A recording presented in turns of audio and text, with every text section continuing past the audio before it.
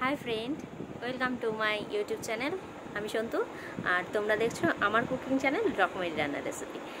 तो आज के तुम्हारे साथे माने रान्नार रेसिपि शेयर करार आगे किछु कथा बोलते एसेछि।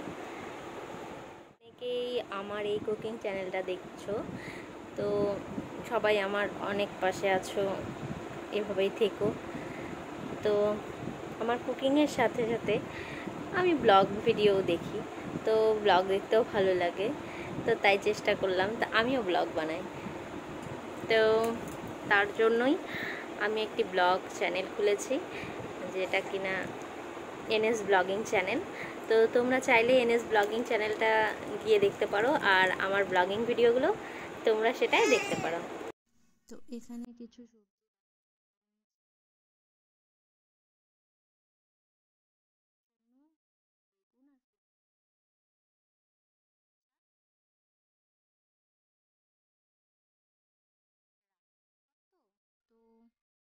হয়ে যাবে।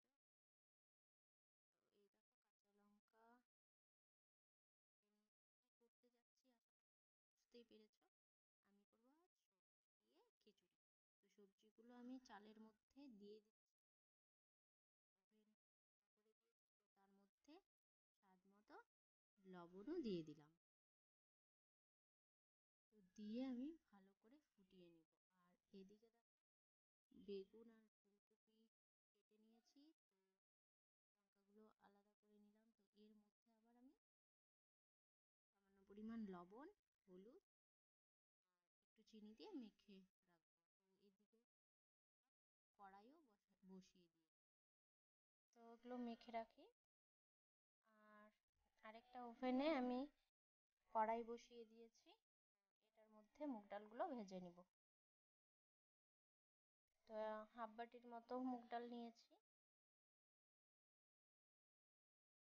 আর মুগ ডাল ভাজা হয়ে গেছে। মুগ ডালগুলো আমি দিয়ে দিলাম হাঁড়িতে, তোমাদেরকে দেখাইনি। ওই কড়াইতেই আমি এখন ফুলকপিটা তেলে ভেজে নেব, আর সাথে বেগুনটাও ভেজে নেব। তো চলো রেসিপিটা দেখতে থাকো। এই দেখো, এইদিকে আমি ভেজে রাখা ডালটাও দিয়ে দিয়েছি, আর কাঁচা লঙ্কাগুলোও দিয়ে দিলাম। ফুলকপিটা ভাজা হয়ে গেছে, বেগুনটা ভেজে নিয়ে আমি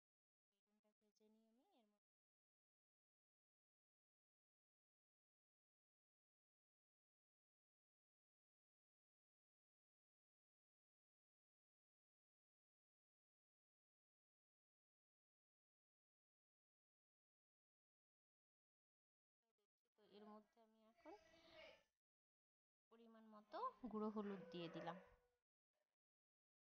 একদম শর্টকাট ভাবে আমি খিচুড়িটা রান্না করছি। তো এইভাবে খিচুড়ি রান্না করলে ভালো লাগে। আর এক তো আজ বৃহস্পতিবার আমাদের নিরামিষ, তো টমেটোগুলো দিয়ে দিচ্ছি। তো নিরামিষ আর কি, তো রাতে কি রান্না করব তাই ভাবলাম খিচুড়িটা করে ফেলি। এদিকে দেখো আমার বেগুন ভাজা, ফুলকপি ভাজা হয়ে গেছে, খিচুড়ির সাথে দারুণ লাগবে। আর এদিকে দেখো অলরেডি খিচুড়ির চাল আর সবজি সেদ্ধ হয়ে গেছে। তো আমি ফুলকপি ভাজার কড়াইতেই ফোড়নের জন্য নিয়েছি তেজপাতা, শুকনো লঙ্কা আর 5 ফোড়ন। তো এইগুলো এটার মধ্যে একটু হালকা ভেজে নেব। তো হয়ে গেছে। তো এখন এই কড়াইয়ের তেল, ফোড়নওয়ালা তেলটা আমি ডিরেক্ট দিয়ে দিলাম খিচুড়ির হাঁড়িতে। একদম শর্টকাট প্রসেসে সুস্বাদু খিচুড়ি। এই শীতের মরশুমে এই খিচুড়ি কিন্তু গরম গরম দারুণ লাগে। তো দেখো ভাজা ফুলকপি আর বেগুনগুলো দিয়ে দিলাম এর মধ্যে। তো এই শীতের মরশুমে কার কার এই গরম খিচুড়ি ভালো লাগবে অবশ্যই কিন্তু কমেন্ট করে জানাবে। তো আমি এর মধ্যে নামানোর আগে দিয়ে দিচ্ছি 1 চামচ ঘি। তো ঘিটা কিন্তু আরও খিচুড়ির স্বাদ বাড়িয়ে দেয় এবং ফ্লেভারটাও দারুণ লাগে। এই দেখো নানা রকম সবজি দিয়ে আমার খিচুড়ি একদম রেডি। তো যারা নতুন দেখছো অবশ্যই চ্যানেলটিকে সাবস্ক্রাইব করে দিও।